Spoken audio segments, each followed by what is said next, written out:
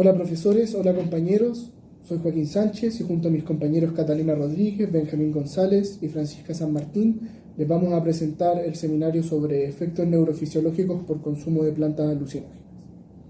Contenido científico y planteamiento del problema. En la actualidad, las plantas alucinógenas han llamado la atención no solo en las comunidades indígenas que las emplean para ceremonias religiosas y espirituales, sino también para un público más amplio que experimentan con estos compuestos con fines recreativos y terapéuticos.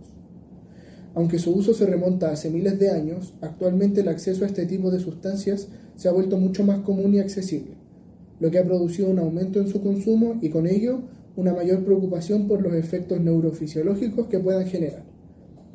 Este seminario tiene como principal objetivo profundizar sobre los tipos de plantas alucinógenas y tratar de responder a las preguntas de investigación que serán abordadas en la siguiente diapositiva.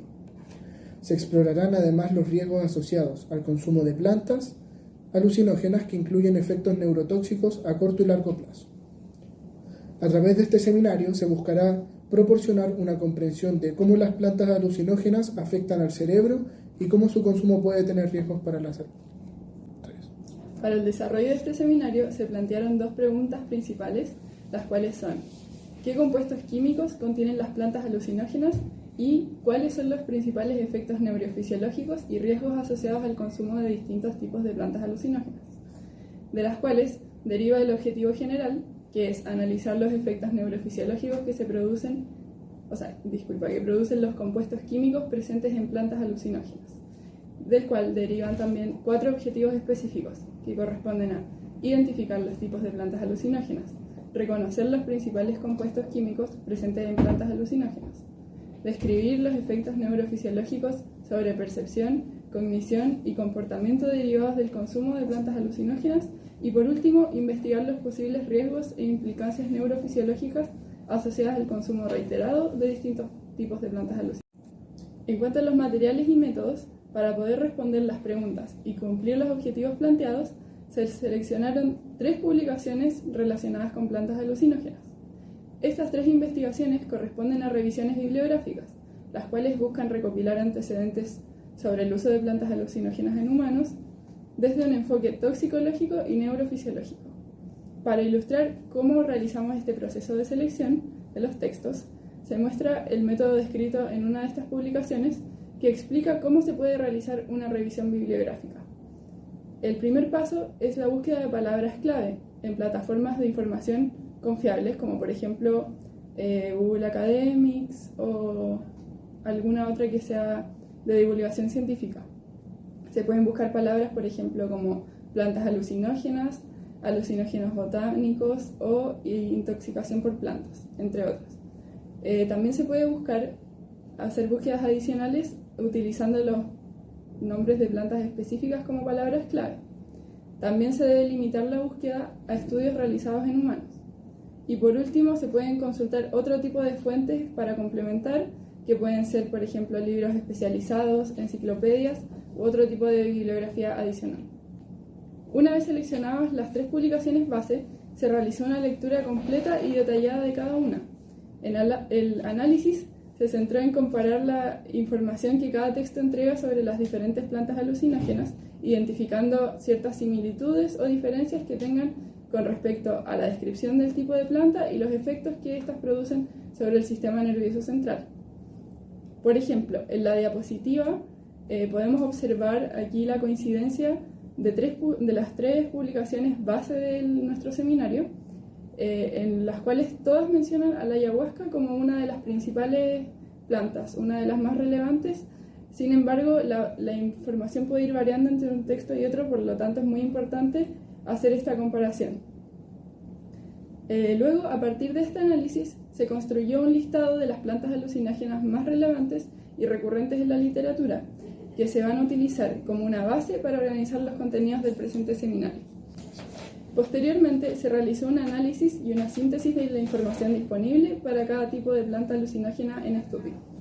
Se contrastaron los datos presentados en los textos sobre sus composiciones químicas, los efectos neurológicos que éstas producen y los riesgos también asociados a su consumo.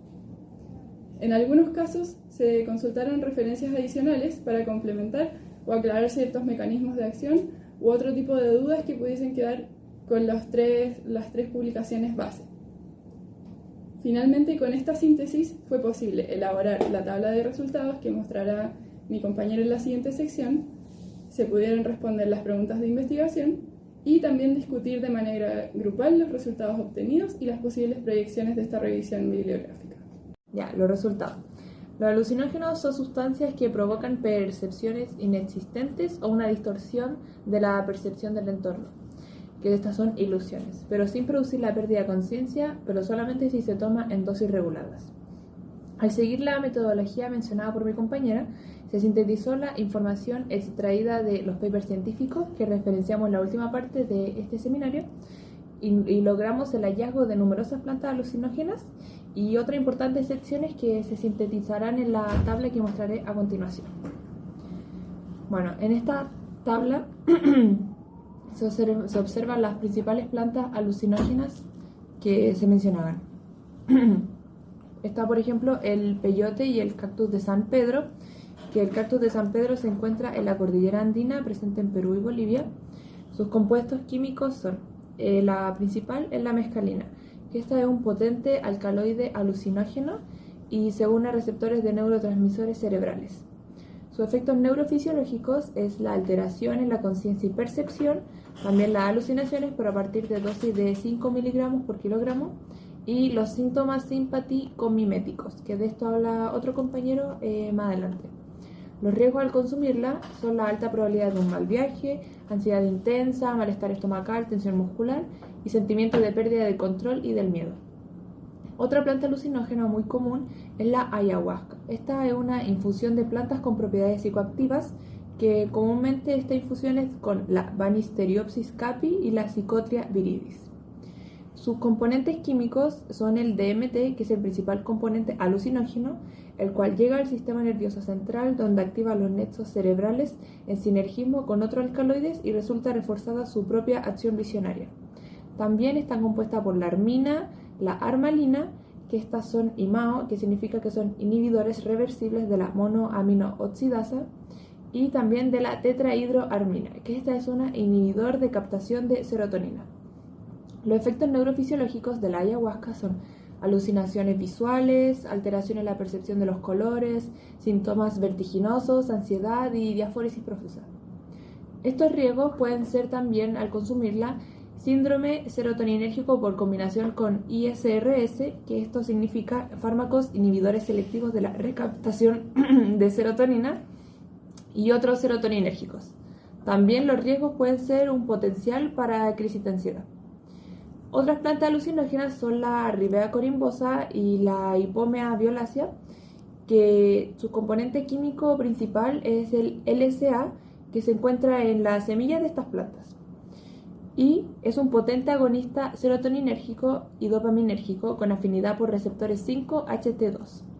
Los efectos neurofisiológicos que tiene son la actividad preferente en el cerebro y el córtex visual, también en la formación reticular y el sistema límbico, y altera e intensifica la percepción. Los riesgos al consumir esta planta son alteraciones psiquiátricas, que son las de delusiones paranoides, ataques de pánico, síntomas neurológicos como temblor, ataxia, hiperreflexia, y también como la psicosis, hipertensión y hospitalización. Bueno, otra planta alucinógena es la Peganum armala, que es la Ruda siria. Sus componentes químicos principales son los alcaloides beta-carbonílicos, que estos son la armina, la armalina y la tetrahidroarmina, como mencionamos anteriormente. Sus efectos neurofisiológicos son efectos estimulantes y alucinógenos en dosis bajas, como de 3 a 4 gramos al ingerirlas. Los riesgos al consumir esta son los efectos gastrointestinales intensos, como náusea, vómito y diarrea. Otra planta alucinógena que es bastante común es la Brugmansia, más conocida como floripondio. Sus componentes químicos principales son los alcaloides tropánicos, como la escopolamina, que esta actúa bloqueando los receptores colinérgicos en el cerebro, deprimiendo los impulsos de las terminales nerviosas, porque es un anticolinérgico. También está la iosiamina y la atropina.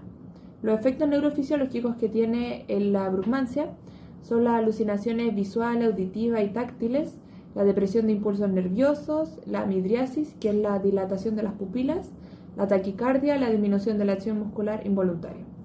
Y los riesgos al consumir esta son la agitación severa y delirio, la retención urinaria y la insuficiencia respiratoria, convulsiones y coma. Ahora, para la conclusión, llegamos a que nuestra investigación y análisis nos lleva a que las plantas alucinógenas tienen una amplia gama de efectos neurofisiológicos muy fuertes, los cuales dependen exclusivamente de los mecanismos de acción y los componentes químicos y alcaloides que estén presentes en cada planta. Sintetizando un poco la información, se encontraron 3 mecanismos de acción distintos principales. Los psicodélicos serotoninérgicos, que están presentes en el peyote y la ayahuasca, los cuales alteran la percepción de forma lúcida con riesgos psiquiátricos. También están los delirantes anticolinérgicos, que están presentes en la brugmancia, que provocan una desconexión total de la realidad. También están los inhibidores de MAO, que ya explicamos lo que significaba, y está presente la ruda siria y tienen efectos limitados por sí mismos, pero son potentes facilitadores de otras sustancias. Cuando se quiere hacer referencia a la alta gama de plantas alucinógenas que poseen compuestos químicos evidentemente alucinógenos, uno suele pensar en plantas que puedan ser muy potentes o que tengan mayor peligro. Según nuestras fuentes principales, estas serían aquellas como el DMT de la ayahuasca, generalmente combinada con un IMAO, el LSA, que es como un primo del LSD pero natural, un derivado, la mescalina en el peyote, la salvinora A en Salvia dinorum. También podemos encontrar algunos compuestos menos potentes como la armina presente en la ayahuasca también, y en la ruda siria, la escopolamina en el floripondio, entre otros. Luego, la siguiente pregunta: en general, a los tipos de intoxicaciones relacionadas con los componentes de las plantas alucinógenas antes nombradas, principalmente poseen efectos tanto simpático-miméticos como parasimpático-miméticos. Estos son los simpático-miméticos como la respuesta de huida, de peligro o de combate, y los parasimpático-miméticos que mimetizan el sistema de relajación y etc. También se encuentran síntomas como la diarrea, náusea y vómitos. Refiriéndonos a un lado más neurológico, nos encontramos a los conocidos mal viajes, alucinaciones, alteraciones del humor, etc. También existen aquellos riesgos a largo plazo como los flashbacks. La presencia de trastornos inducidos por alucinógenos se ve descrito en el Hartal 2003 y pueden presentarse con reacciones psicóticas prolongadas. Algunas plantas pueden llegar a ser mortales, tales como la brugmancia con la escopolamina, que su dosis activa está muy cerca de la tóxica, o sea que puede llegar a ser mortal. También, entre otras causas mortales, puede estar el fallo hepático, el paro cardiorrespiratorio, entre otros. De acuerdo a nuestra discusión formada por todo el grupo, el consumo de plantas alucinógenas, ya sea en ocasiones repetidas o una única vez, generan un peligro real al cuerpo y al mismo entorno de esto, hablando de familia, amigos, etc., como casos de agresividad, tal como dice, por sus efectos poderosos y molestos con periodos de violencia e incluso de enfermedad temporal. También las antes mencionadas reacciones psicóticas prolongadas y a largo plazo. Como grupo, creemos en el consumo responsable, aunque se denote que es peligroso y posiblemente dañino para la salud, con fines meramente sociales y recreativos. Claro, al utilizarse en control en dosis moderadas, bajas y en periodos no muy cercanos entre ellos. También en un ambiente seguro y que no represente un peligro directo ni indirecto hacia otras personas, como fuera el caso del floripondio. La pregunta que nos surgió quiere decir que ¿existe alguna de las plantas en el presente documento que posea la capacidad de ayudar en el área de la medicina y psicología con algún tipo de tratamiento capaz de disminuir la intensidad de síndromes o trastornos psicóticos psicológicos o erradicarlos completamente, y que problemas neurofisiológicos también sean contraproducentes hacia su tratamiento? Muchas gracias.